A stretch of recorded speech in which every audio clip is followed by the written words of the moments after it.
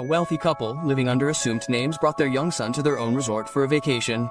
At the entrance, an elderly woman posing online pushed the young son and, despite her fault, instead of apologizing, blamed him for the broken phone. The elderly mother tried to explain, but the woman only escalated the situation with rude and sarcastic insults. The elderly mother refused to engage. Nevertheless, the elderly woman became enraged and a physical altercation ensued. The manager arrived with staff and stopped the confrontation. However, the elderly woman, claiming to be the victim, falsely accused the elderly mother of intentionally blocking her way and damaging her phone. Worried about the impact on business, the manager instructed the staff to resolve the matter. But the elderly woman persisted, claiming her son was the boss, threatening to leave without an apology. A cunning, gold-hungry woman standing nearby immediately adopted a flattering attitude, unaware that the rude woman was not her mother-in-law, but that the actual mother-in-law was the one being harassed. The day before, the rich man had called her to inform her that his mother and son were coming to the resort.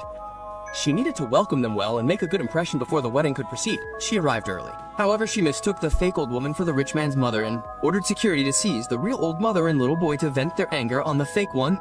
The little boy warned them not to be careless, but the gold-hungry woman remained undaunted. She shoved a wad of cash in the old mother's face and, assuming herself to be the possessive wife, began to command her as if she had absolute authority.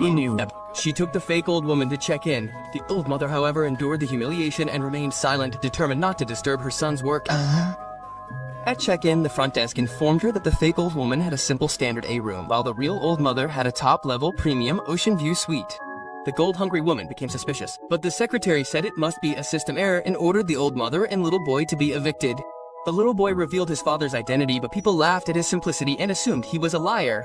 He asked his grandmother to show him a family photo, but the cunning woman swatted the phone away, calling them incompetent and having security escort them out.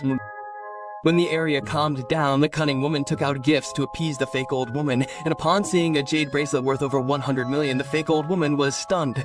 Then she gave the fake's grandson a limited edition toy, claiming it was part of a watch phone set, which the real little boy overheard. To prove his identity, he broke free from security and rushed forward, picking up a watch to show it to the cunning woman.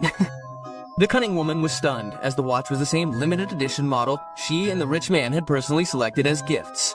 Before she could inquire further, the fake old woman's grandson lied and said the little boy had stolen the watch. The cunning woman exploded with rage. She accused them both of stealing and locked them in a storage room, vowing to settle the score after the fake service.